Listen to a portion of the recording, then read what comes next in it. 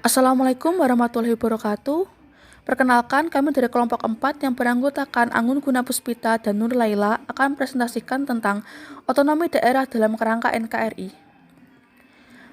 Baik, untuk pokok bahasan yang pertama yaitu pengertian otonomi daerah. Istilah otonomi secara etimologi berasal dari bahasa Latin yaitu autos yang berarti sendiri dan nomos yang berarti aturan. Dalam Undang-Undang Nomor 32 Tahun 2004 Pasal 1 Ayat 5, pengertian otonomi daerah adalah hak, wewenang, dan kewajiban daerah otonom untuk mengatur dan mengurus sendiri urusan pemerintahan dan kepentingan masyarakat setempat sesuai dengan peraturan perundang-undangan. Daerah otonomi sendiri adalah kesatuan masyarakat hukum yang mempunyai batas daerah tertentu, berwenang mengatur dan mengurus kepentingan masyarakat setempat menurut prakarsa sendiri berdasarkan aspirasi masyarakat dalam Ikatan Negara Kesatuan Republik Indonesia. Yang kedua, ada bentuk-bentuk otonomi daerah. Yang pertama adalah otonomi luas. Otonomi luas merupakan wewenang untuk mengatur daerah miliknya sendiri seluas-luas seperti yang diinginkan. Kewenangan otonomi luas adalah keleluasaan daerah untuk menyelenggarakan pemerintahan yang mencakup kewenangan semua bidang pemerintahan kecuali bidang yang atur langsung oleh pusat. Yang kedua ada otonomi nyata. Otonomi nyata adalah keleluasaan daerah untuk menyelenggarakan kewenangan pemerintahan di bidang tertentu yang secara nyata ada dan dipertemukan secara tumbuh, hidup, dan berkembang di daerah yang meliputi tugas, wewenang, dan kewajiban. Kemudian terakhir ada otonomi bertanggung jawab.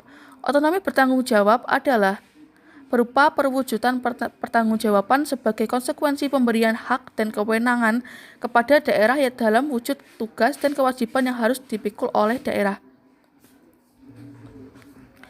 Selanjutnya ada asas-asas otonomi daerah. Yang pertama ada desentralisasi. Asas desentralisasi adalah penyerahan wewenang kepada pemerintah daerah otonomi dari pemerintahan pusat untuk mengatur urusan pemerintahan atau rumah tangga daerahnya sendiri. Penyerahan wewenang tersebut dilakukan kepada lembaga otonom daerah dari lembaga otonom pusat.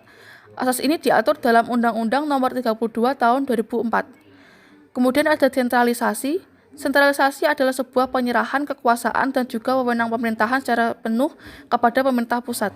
Pemerintahan yang dimaksud dalam asas tersebut merupakan presiden dan dewan kabinet. Sedangkan yang dimaksud dengan wewenang adalah kewenangan politik serta kewenangan administrasi. Kemudian ada asas dekonsentrasi. Asas dekonsentrasi adalah kegiatan pelimpahan berbagai urusan dan wewenang yang dimiliki oleh pemerintahan pusat kepada kepala daerah atau gubernur. Gubernur mendapatkan wewenang tersebut karena dalam hierarki vertikal pemerintahan, mereka adalah wakil dari pemerintahan pusat, sedangkan wali kota dan bupati merupakan penanggung jawab urusan pemerintahan. Yang terakhir adalah tugas pembantuan. Tugas pembantuan merupakan penugasan kepada pemerintah daerah kepada daerah otonom seperti kota, kabupaten, atau desa untuk melaksanakan tugas tertentu. Dan untuk materi selanjutnya akan dijelaskan oleh Nur Laila. Selanjutnya, saya Nur Laila akan menjelaskan materi selanjutnya, yaitu berkaitan tentang otonomi daerah dalam negara kesatuan. Sebelum kita membahas lebih dalam, kita harus tahu dulu apa itu negara kesatuan. Negara kesatuan adalah negara yang tidak tersusun dari berbagai negara. Jadi dapat dikatakan bahwa hanya terdiri satu negara, sehingga tidak ada negara di dalam negara. Pelaksanaan asas desentralisasi yang melahirkan atau dibentuknya daerah-daerah otonom, yaitu suatu kesatuan masyarakat hukum yang mempunyai batas wilayah tertentu yang berhak, berwenang, dan berkewajiban mengatur dan mengurus rumah tangganya sendiri. Formasi negara kesatuan dideklarasikan saat kemerdekaan oleh para pendiri negara dengan mengklaim seluruh wilayahnya sebagai bagian dari satu negara. Prinsip persatuan sangat dibutuhkan karena keragaman suku, bangsa, agama, dari budaya yang diwarisi oleh bangsa Indonesia dalam sejarah yang mengharuskan bangsa Indonesia bersatu dengan seerat-eratnya dalam keragaman ini. Keragaman ini harus dipersatukan atau united, tetapi tidak boleh disatukan atau diseragamkan, tidak boleh diuniformkan. Seperti itu. Selanjutnya, dalam rangka menyelenggarakan urusan pemerintah yang menjadi kewenangan daerah, pemerintah daerah menjalankan otonomi seluas-luasnya untuk mengatur dan mengurus sendiri urusan pemerintahan berdasarkan asas otonomi dan tugas pembantuan.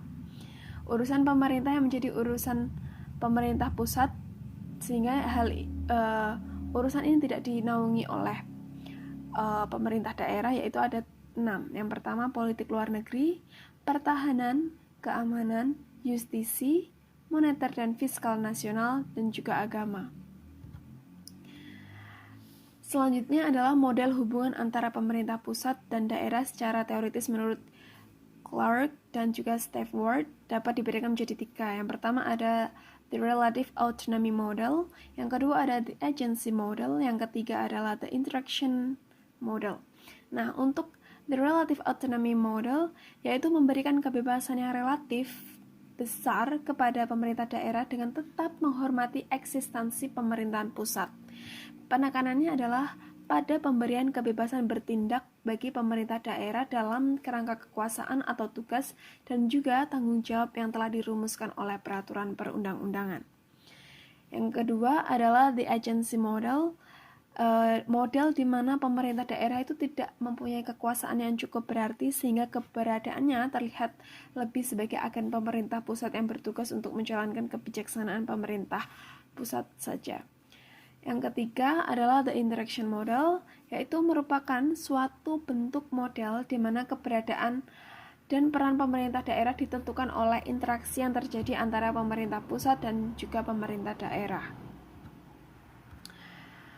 Seiring berjalan waktu, setelah amandemen atau perubahan Undang-Undang Dasar 1945, pemerintah daerah diatur secara lebih rinci, yaitu dalam bab 4 pemerintahan daerah.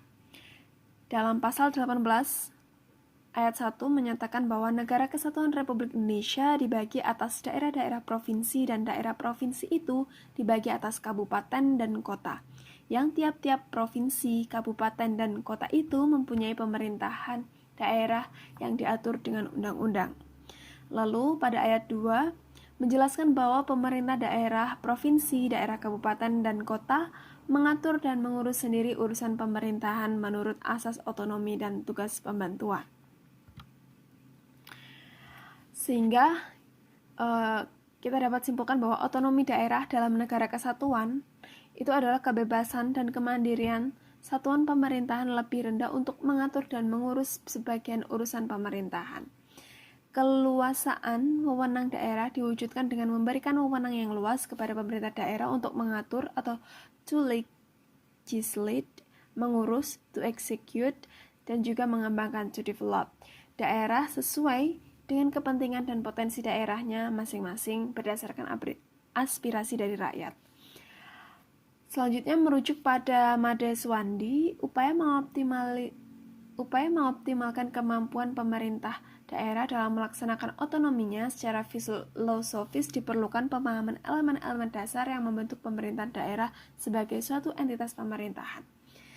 Dalam hal ini setidaknya ada 7 elemen dasar, yaitu kewenangan atau urusan pemerintahan itu sendiri, yang kedua ada kelembagaan, yang ketiga ada personil, yang keempat ada keuangan daerah, yang kelima ada perwakilan daerah, yang keenam ada pelayanan publik, dan yang ketujuh atau terakhir ada pembinaan dan juga pengawasan. Baik, itu tadi adalah materi berkaitan dengan otonomi daerah dalam kerangka NKRI dari kelompok 4. Apabila ada yang ingin ditanyakan, dipersilahkan. Kami akhiri. Wassalamualaikum warahmatullahi wabarakatuh.